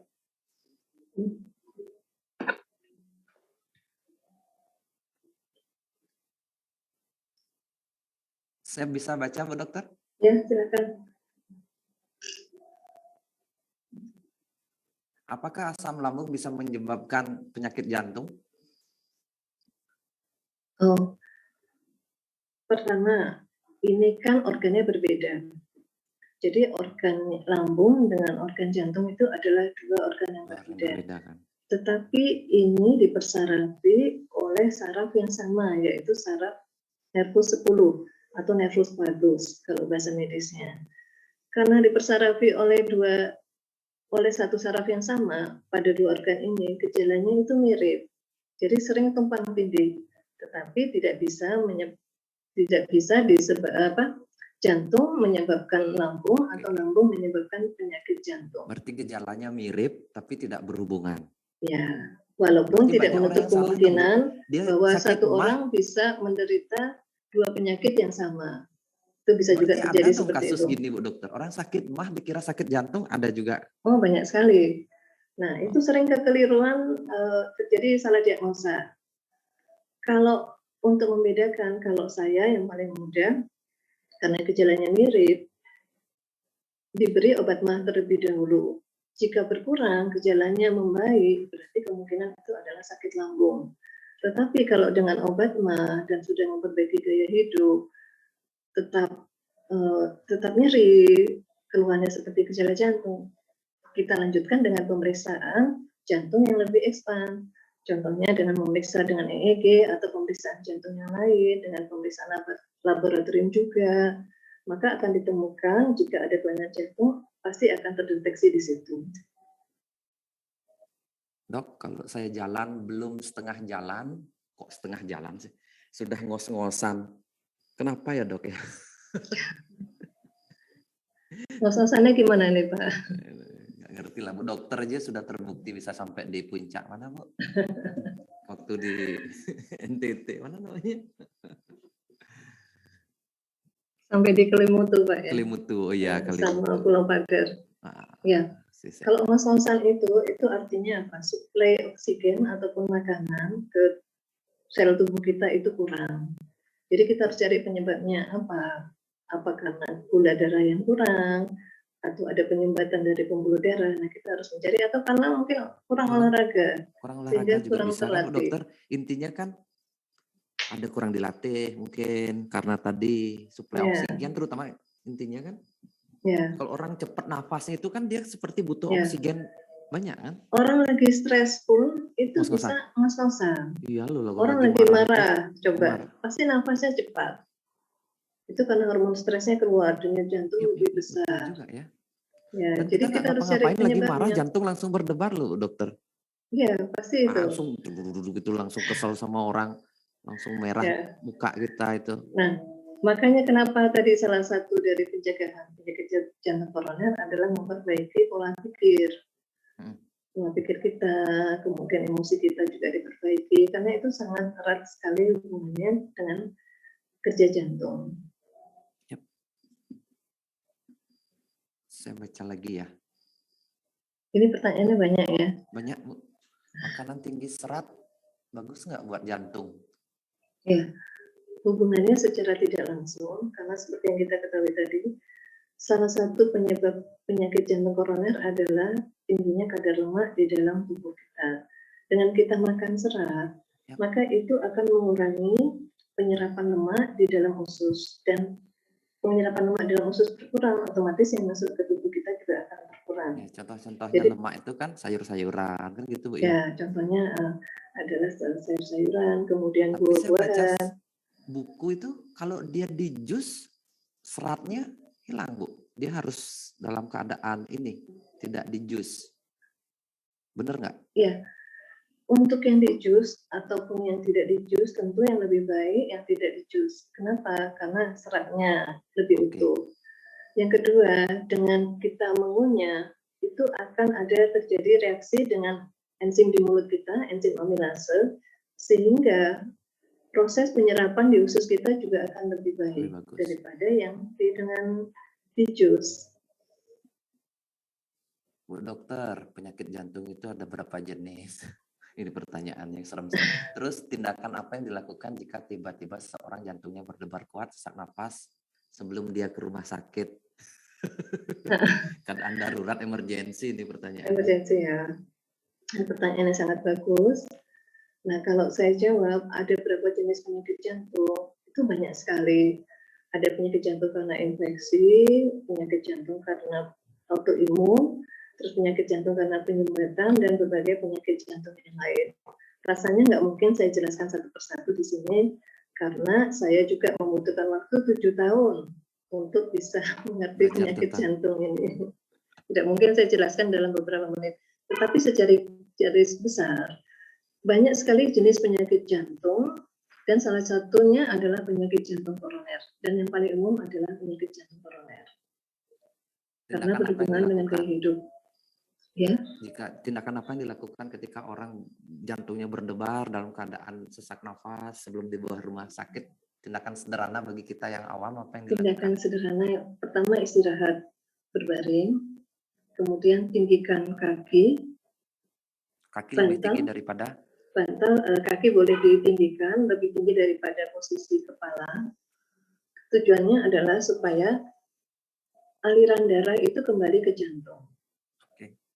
Terus yang kedua, bernapas lebih lambat. Dengan cara apa? Pencet hidung.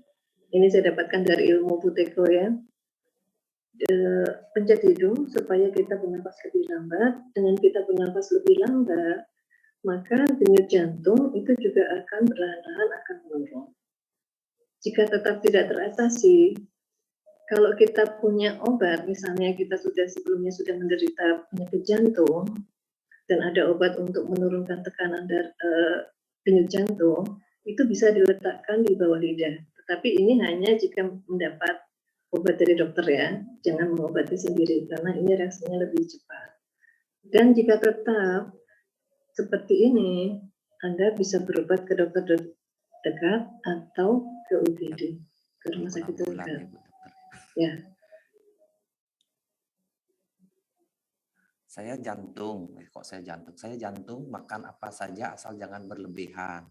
Tetap saya menggunakan paras klasik dan samples untuk terapinya. Oh, pernyataan bukan pertanyaan, dokter. Saya penderita penyakit jantung, makan apa saja saya makan, tapi tidak berlebih. Terus saya menggunakan paras klasik dan samples untuk terapinya. Samples selalu dan tertawa happy. Oh, jadinya 3 terapinya dia, klasik, samples dan tertawa. Ya. Dan makan boleh bebas tapi terbatas. Itu yang dia. Siapa ini ngomong ya? Made Lalik yang cerita. Oh, yang ketemu kemarin berarti ini Bu Made Lalik. Malam Bu dokter mau tanya gimana cara dan tindakan seseorang tiba-tiba bangun tidur pagi badan tidak bisa bergerak. Hah? Pertanyaannya aneh-aneh. Jawab aja Bu. Ini pertanyaannya ini tidak berhubungan dengan jantung ya, tapi nggak apa-apa saya jawab aja. Badan kita tidak bergerak, itu kita harus cari tahu dulu penyebabnya. Paling sering adalah gangguan dari aliran darah di tubuh kita. Nah, kita bisa menggerak-gerakkannya perlahan-lahan, jangan langsung, karena juga tubuh juga butuh waktu untuk adaptasi. Bisa digerakkan dengan perlahan-lahan, sambil kalau Anda mempunyai varas klasik, bisa dibalut varas klasik dihangatkan untuk melancarkan peredaran darahnya dan berjemur. Itu sebagai pertolongan pertama ya. Tapi kalau setiap hari terjadi seperti ini, Anda sudah harus waspada. Kenapa kok seperti ini? Apakah disebabkan oleh kencing manis, misalnya kolesterol, dan ini perlu pemeriksaan lanjutan. Itu sebaiknya konsultasi ke dokter terdekat. Itu apakah ada kaitannya dengan kaki sering kram? Pertanda ada hubungannya dengan jantung nggak itu, Dok? Kalau kaki sering kram, biasanya karena aliran darah yang kurang lancar. Untuk tahu apakah ada hubungannya dengan jantung, selama tidak ada gangguan jantung, biasanya sih belum terjadi gangguan pada jantung. Tetapi alangkah baiknya jika dari awal dideteksi dini dengan kita memeriksa jantung. Boleh seperti itu. Aduh, ini pertanyaannya banyak sekali ya. Padahal yang ikut webinar kali ini jumlahnya lebih sedikit dari biasanya, mungkin karena 300, tapi saya ekspektasinya sekitar 100-an Bu, karena kan bulan puasa. Ya. Tetap 300 lumayan Ya. itu. Kalau ternyata kita jumlahnya itu tetap lumayan banyak. satu ruangan gede. Ini cerita pertanyaan tentang jantung. Ini dokter banyak. Bisa baca nggak? Saya banyak sekali. Kalau kondisi lagi puasa minumnya berapa kali Dok? Nah ini pertanyaan nyambung sama puasa. Minumnya kondisi gimana lagi samplesnya? Puasa boleh tetap 3 kali sehari kalau tidak mengganggu ya. Pada saat buka puasa, pada saat sebelum tidur, ya kira-kira 2 jam sesudah itu boleh diminum lagi. Dirubah jam siangnya jadi jam malam. Ya, kemudian yang terakhir pada saat sahur. Tapi kalau misalnya rasanya kok repot ya, boleh 2 kali. Pada saat buka puasa maupun pada saat. Bisalah puasa, akan puasa sama setelah buka. Oke. Nih, mana lagi ya pertanyaannya? Bu Dokter, ada nggak lihat pertanyaan bagus? Karena ya, ini ada pertanyaan. Apabila sudah di CT kardiak hasil jantung ada penyumbatan 90% di satu saluran dan harus pasang ring. Apakah bisa diatasi dengan minum samples? Bagaimana penggunaannya? Terima kasih Dok. Baik, saya jawab ya. Kalau sudah sampai penyumbatan 90%, itu lebih dari 50%, saya anjurkan tetap dipasang ring. Tetapi untuk mencegah supaya pembuluh darah jantung yang lain tidak sampai terjadi penyumbatan, maka perbaiki pola hidup. Kemudian boleh konsumsi samples sebagai terapi dan juga sebagai pencegahan. Fungsinya sudah saya sebutkan tadi. Berapa kali sehari? Karena sudah terjadi, sebaiknya 3 kali 2 tablet atau boleh 3 kali 3 tablet sambil dievaluasi apakah jantungnya ada perbaikan. Gitu. Kemudian ada pertanyaan lagi. Kalau kolesterol tinggi dan pengentalan darah, samples diminumnya berapa kali sehari? Awal selalu saya sarankan pakai yang paling rendah dulu, 3 kali 1. Kemudian kalau 3 kali 1 rasanya masih kurang dari hasil pemeriksaan, bisa dinaikkan menjadi 3 kali 2. gitu. Dan penggunaannya usahakan minimal 3 bulan, kemudian dievaluasi lagi.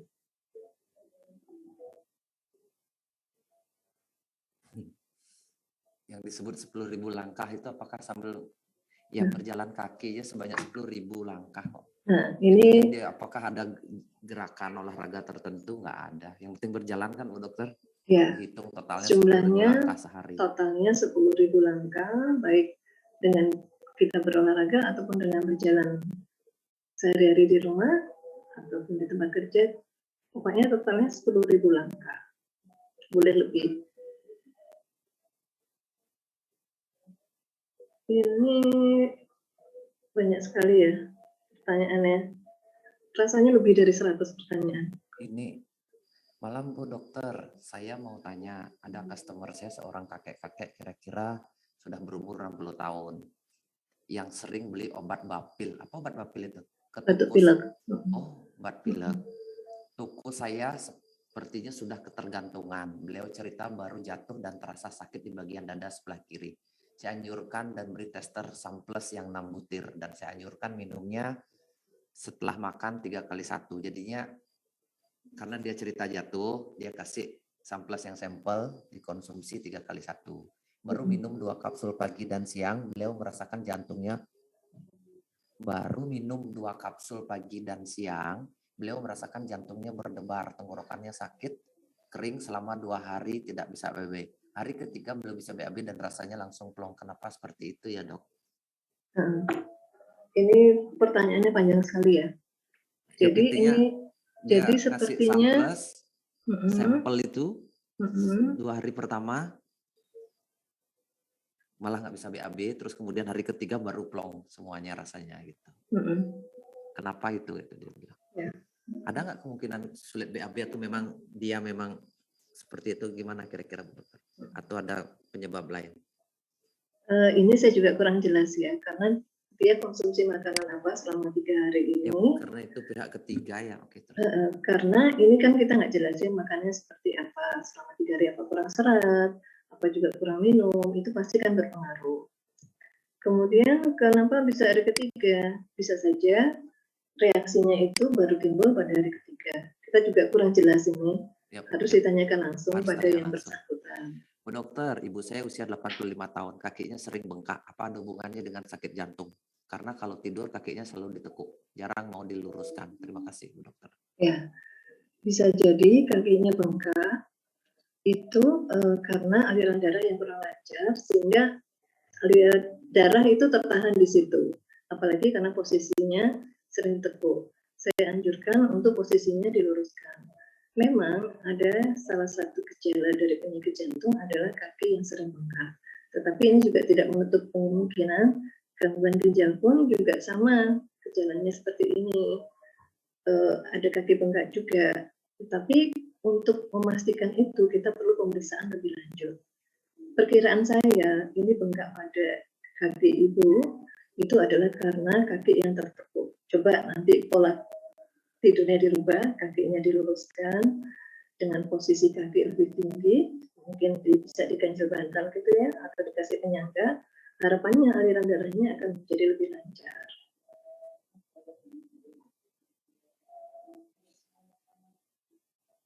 Ya, ada pertanyaan lagi? Oke.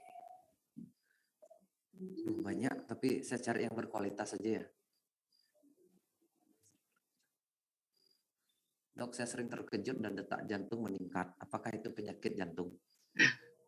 Terkejut, kalau dia terkejut langsung jantungnya berdetak kencang. Apakah itu salah satu? Terus boleh nggak minum Samples? Saya rasa jantung berdebar itu penyebabnya banyak, nggak cuma sakit Banyak jantung. Ya. Kita ketemu pacar gitu aja berdebar-debar. Iya, mau ujian bisa berdebar-debar. Ditagih utang orang bisa berdebar-debar. Ditagih utang orang juga, jatuh cinta. Iya, juga. Itu bisa penyebabnya banyak. Nah, apakah bisa diatasi dengan Samples? Saran saya atasi penyebabnya dulu. Samples itu sebagai tambahan supaya badan kita lebih kuat, stamina lebih sehat. Itu aja. Oh, ini ada yang tanya efek samping, Bu Dokter, boleh ya? Ini malam Bu Dokter, Pak Putu, tante saya minum Samples terus mengeluh gatal di pergelangan tangan. Apakah ini efek samping atau hanya proses obat atau apa atau penyebab lain seperti itu? Saya rasa kalau minum Samples kemudian gatal di pergelangan tangan, kemungkinan bukan karena Samplesnya ya. Karena kalau sensitif pada Samples, itu harusnya reaksinya seluruh badan. Tidak hanya di pergelangan seluruh badan, seluruh badan, tidak hanya di pergelangan tangan saja. Nah, harus dicari penyebabnya gatalnya pada pergelangan tangan itu karena apa? Apa karena habis pakai gelang atau terkena zat kontaminan tertentu? Jam atau gelang, dokter ya? Iya, bisa penyebab alergi yang lain. Bisa gelang, bisa karena zat tertentu, misalnya dia alergi sama salah satu kandungan produknya Samples, misalnya kulit manggis, harusnya bukan hanya di pergelangan tangan, ya, harusnya di seluruh tubuh. Harusnya di seluruh badan, tidak hanya di salah satu tempat saja. Karena ini kan dicerna dan diedarkan ke seluruh badan. Oke, itu jadinya Priska Lehan itu jawabannya ya, harusnya seluruh tubuh kalau tidak cocok salah satu kandungan dari produknya Samples, misalnya dari kulit manggisnya atau apanya.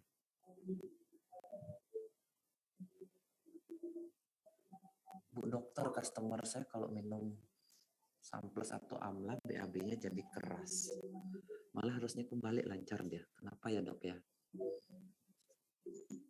Nggak ada hubungannya sih terkait sama makanan sebenarnya ini. Mau jawab nggak Bu dokter? Ini apa ya Pak? Betul suaranya kok nggak kedengeran? Nggak kedengeran ya? Iya, kurang keras. Dok, minum Samples apakah tidak ada ketergantungan? Udah segitu. Adakah efek samping ke telinga untuk jangka panjang? Adakah efek samping untuk jangka panjang? Kalau kita minum Samples, sama seperti kita makan sayur dan buah ya. Itu boleh dipakai untuk jangka panjang. Tetapi tentu kita harus mengevaluasi apakah misalnya kita sensitif terhadap bahan tertentu dari Samples. Itu kita harus mengevaluasi lagi. Tapi kalau tidak ada masalah dan reaksi yang dirasakan tidak ada yang mengganggu, boleh diteruskan dan tidak ada masalah. Apakah ada efek ke telinga? Telinganya ini maksudnya telinga yang gimana? Apakah telinganya itu tidak mendengar atau ada infeksi? Ini kok kurang jelas ya. Jadi saya tidak bisa menjawab. Lebih baik gini aja Bu Dokter, sebagai penutup saya yang bertanya. Bu Dokter, ada nggak pesan buat orang pada membernya Faras atau sellernya Faras yang menjual Samples? Jadinya apa yang harus dia miliki, apa yang harus mereka pelajari, atau gimana caranya supaya lebih berani menjual produk kesehatan? Karena kan ini herbal, jadinya kadang-kadang kita kepikir ini orang, saya berani nggak nawarin, takutnya dia nolak atau takutnya orang nggak cocok sama Samples, saya nanti dimarah, malah orang takutnya kadang-kadang gini Bu Dokter, saya ketemu sama member Faras. Ya kalau dia sembuh, kalau tidak ada perubahan, saya nanti dimarah atau gimana gitu. Ada nggak pesan buat itu? Gimana jadinya mindsetnya apa yang harus dimiliki seorang yang menjual kesehatan gitu loh, walaupun dia bukan seorang dokter atau bukan ahli benar tentang medis gitu, atau ada kiat tertentu nggak boleh disampaikan dokter? Ya, yang paling penting yang harus kita tanamkan di diri teman-teman, kita ini bukan penjual. Ya, yang pertama itu harus ditanamkan, kita bukan penjual produk, tetapi kita menawarkan jasa untuk sebagai konsultan kesehatan. Jadi kita harus percaya diri bahwa kita tidak hanya sekedar menjual, tetapi kita membantu menyelesaikan masalah kesehatan yang dialami orang tersebut. Dan kita harus paham bahwa ini adalah suplemen, bukan obat. Suplemen itu sifatnya membantu dan bisa berlaku jangka panjang, tidak akan saling tumpang tindih dengan obat dari dokter. Jangka panjang justru akan memperbaiki fungsi dari organ. Dan karena ini sifatnya suplemen, tentu tidak bisa langsung sebentar kita minum langsung bereaksi, tetapi ini membutuhkan waktu yang lama. Nah, inilah perlunya mengapa kita perlu mengetahui bahwa Samples ini mempunyai efek yang sangat baik, kandungannya apa saja. Tentu teman-teman harus dibekali dengan produk knowledge, apa saja isi Samples. Dan yang kedua yang tadi seperti saya bilang, bekali diri, percaya diri bahwa kita memberikan pelayanan yang jauh lebih daripada yang mereka beli dari kita. Seperti itu, Pak Putu. Oke, kalau ini dijadi topiknya bulan depan cocok nggak Bu Dokter? Karena kan jadinya sudut pandang seorang konsultan herbal atau suplemen atau bahasanya tukang penjual samples lah gitu. Supaya benar dia, kadang-kadang kan mindsetnya itu nggak berani menjual Bu Dokter. Ya, kadang teman-teman gini, campur aduk tumpang tindih antara obat dengan suplemen itu harus dibedakan. Kalau obat itu fungsinya untuk mengatasi gejala, tetapi suplemen itu adalah untuk pemberian jangka panjang dan sifatnya tidak bisa sebentar. Sifatnya adalah restorasi, regenerasi. Nah, ini harus dibedakan. Nah, teman-teman harus paham ini dulu, karena kita harus bisa membedakan, sama seperti yang saya bilang tadi. Obat sifatnya hanya sementara pada saat keadaan darurat. Suplemen sifatnya jangka panjang untuk maintenance tubuh kita supaya lebih sehat. Seperti itu. Kalau mau dijadikan topik bulan depan juga boleh. Rasanya saya juga kita diskusi untuk isi materinya, karena ini poin penting untuk samples masuk ke banyak orang. Kalau para seller kita merasa ini benar loh pekerjaan saya ini, walaupun saya bukan dokter, saya berhak loh menolong orang supaya kenal samples sehingga dia bisa menjaga kesehatan. Poin itunya belum banyak orang nangkep Bu Dokter yang samplesnya. Kalau jualan minyak mereka berani karena bukan diminum.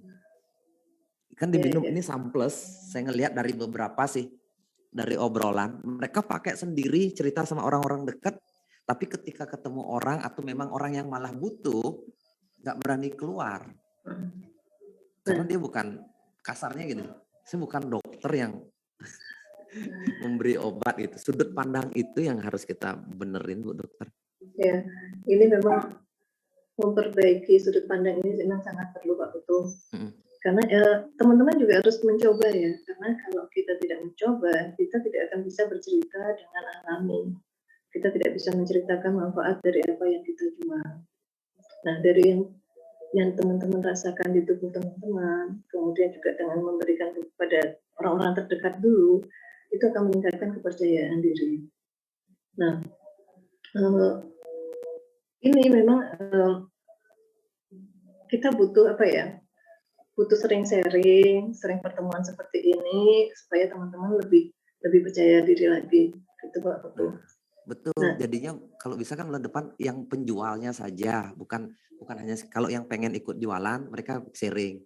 Kendala saya gini loh kalau jualan kendalanya ini. Nah, kita berdua sebagai yang berusaha sebagai Q&A sebagai penengah ya. Gimana cara jawabnya. Kalau saya mungkin bagiannya saya memang teknik marketingnya, saya mungkin Bu Dokter yang terkait dengan mindset mereka ketakutan untuk, karena bukan latar belakang medis itu loh Bu Dokter. Ya, karena mereka masih rancu antara obat dan suplemen. Ya, rasanya ini harus dijelas lagi. Saya juga sering dapat pertanyaan dari teman-teman reseller. Bahkan ada yang setiap kali dapat pasien itu selalu konsul sama saya. Jadi ada batuk pilek konsul, ada ini konsul. Saya bilang, ini bukan obat, ini suplemen. Jadi harusnya tanpa konsul pun Anda sudah bisa memberi saran, karena ini sifatnya sama seperti makanan. Artinya apa? Memberikan gizi pada tubuh kita yang membutuhkan kandungan gizi yang terdapat dalam samples ini. Seperti itu. Bu Dokter, sudah jam 10 di sini, jam 9 di Jawa. Mungkin ya, rasanya juga nanti mungkin perlu diperkuat lagi ya, mungkin saya uraikan sekali lagi tentang samples, karena kan banyak nanti pada pertemuan berikutnya banyak teman-teman yang baru bergabung, member baru dan juga belum tahu apa itu manfaat samples, kan baru saya jelaskan pada saat launching dulu ya.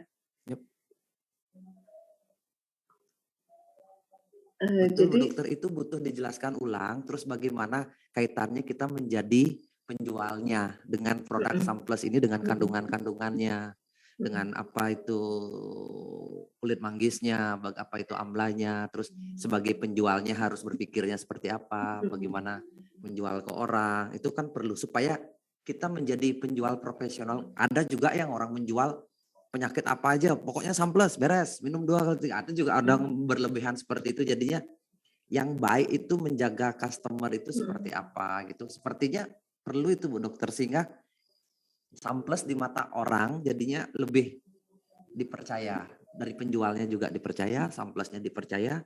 Ya, saya khawatir juga samplesnya produk bagus karena terlalu ngecap juga belum tentu benar kan. Kadang-kadang over claim itu juga membuat orang ya hilang kepercayaan seperti itu. Nanti itu mungkin Bu Dokter kita cerita, setuju nggak? Ya, setuju, Nanti Pak kita Putu. bahas. Bu Dokter ini udah malam loh. Silakan Jadi, terakhir Bu Dokter silakan sekalian tutup ya. Silakan mau bicara apa, terus tutup kemudian.